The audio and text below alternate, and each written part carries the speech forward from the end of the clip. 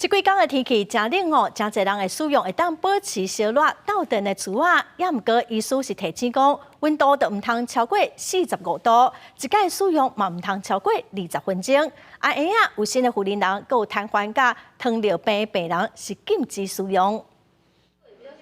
汗流一泡接过一泡，温度降低，血管会收缩，循环嘛会变较歹。尤其是上班的人，请在坐咧用电脑，较会有肩胛头、颔骨啊酸痛的困扰。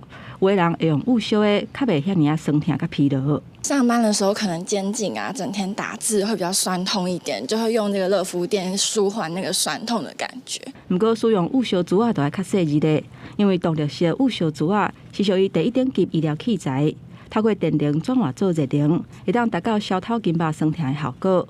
不过，伫午休的时阵，温度袂当超过45度，每一届使用莫超过20分钟。若红牙啊、有心的、不随的人，或者是对温度感觉较钝的人，亲像糖尿病患者，都无建议使用。糖尿病的病人，如果是比较时间比较久的话，他会有末梢神经病变的问题。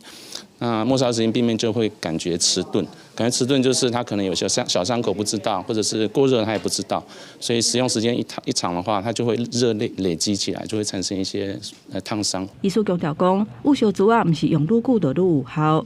临床捌受伫中风的患者，因为长时间使用，发生皮肤红、肿、碰拍送病的个案。而且皮肤较薄的所在，亲像颔骨啊，对烧的耐受度较低，嘛要注意午休的所在，避免发生皮肤烫着伤的意外。记者综合报道。